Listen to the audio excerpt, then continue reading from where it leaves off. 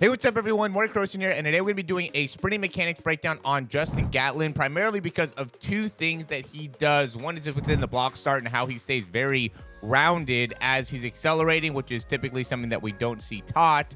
Additionally, when he gets to his top speed, he really holds his breath and really tenses himself a lot, which again is something that is not typically taught. So we want to go a little bit more in depth into what he's doing, why it's different, and how you could potentially use it in your own sprinting. We're gonna go ahead and hop right into the video here. So first thing we'll go in and take a look at is that block start. I like to look at this view first because we could see, and this is a few years ago, we could say, the technique was to have a lot longer, a lot wider hand position here. And we saw that with like Ben Johnson as well, but a lot more recently, guys don't get their hands as wide. But in this particular race, Justin Gatlin ran 985. So it's not something that you don't do. It's just something that we don't see as much anymore. And another thing that we'll see is as he gets to his top speed, like I said, you can see how he's very tight. He's really tensing his upper body, his neck, all that type of stuff as he's going through. He's not nearly as relaxed as people like Usain Bolt or even like Shelly and Fraser Price, people like that who just don't have that same type of style. And then with his start, we could see he ends up really staying down and rounded for a long period of time. We see a lot of people that end up going and getting a lot more upwards earlier on. This is him right here. You can see how low he is as he's accelerating there. And it helps him being able to push out a little bit more. And the real reason for making this is just to show that there's not one particular way to do your start or even get to your top speed that is the only way to be successful. There's a lot of different ways that you can go through the block start, that you could set up, that you can go through into your transition, top end speed, and be very successful. So you really want to get a great understanding of what works well for you. Obviously, you want to have a coach that's going to be able to guide you in certain areas, but if there ends up being just something that doesn't feel right or doesn't seem like it's the way to go, then I would, at the end of the day, my best recommendation would be is to trust your gut on a lot of the things that end up feeling the best to you. And I think it's important to show that there's things that he does that are very similar to the top guys. Just how he gets there is a little bit different. Look at how high he gets with his heel as his foot's coming through. Look at that reach that he's getting out in front. I mean, that is just he might be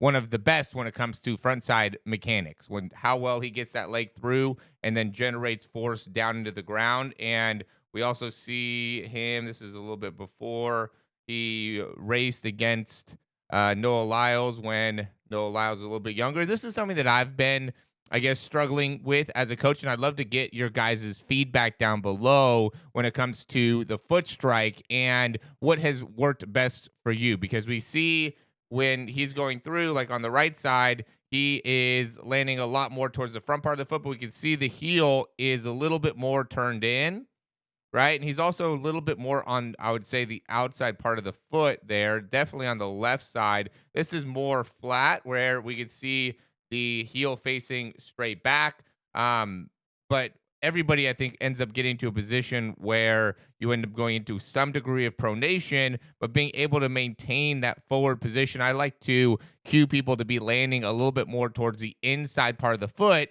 to help make it so then you're very forward in your ability to absorb and then can be effective with the foot contact time. But even watching Noah Lyles here, we can see he's landing a little bit more on kind of the outside part of the foot as well there, and then kind of rolls in. So being able to control that obviously is an important part of being able to run fast. The thing is being able to teach it is something that I've had difficulty in being able to do. I think it's easier from my perspective to just kind of teach, hey, we want to be able to push off from this angle or from this position where your foot ends up going inwards a little bit more. So let's land a little bit closer to that, where it seems like there's a difference between some of the top athletes who are landing a little bit more on the outside part of the foot than rolling inwards, as opposed to some of the guys that maybe aren't as fast that are just landing a little bit more on the inside. So again, would love to get your feedback on what you're kind of thinking about during your foot strike to make it so then you can be a little bit more similar, and how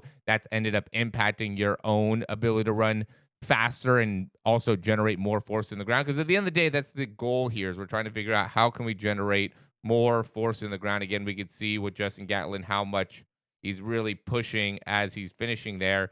This is a great view of his block start. So what does he do during the block start that really helps him out is he gets very, and I know we talked about this all the time, very forward with how his legs are moving. So you just see this with all the top guys is how they're able to just not lift their feet off the ground at all, especially on the backside, just getting their feet through, but still able to be very quick with the foot contact time. So, and to me, that ends up just being all about the push because as soon as they're landing here, they're very upright with that heel and then are pushing off right away. They're really not spending any time absorbing. They're just landing and then pushing right back off. And what I think a lot of people that I see what they do is they'll get into extension first within the knee, right? So we'll see knee extension, then push off, where you can see with him, he's driving his knee forward the entire time. And one of the cues that I'll use is you want to just continue to have forward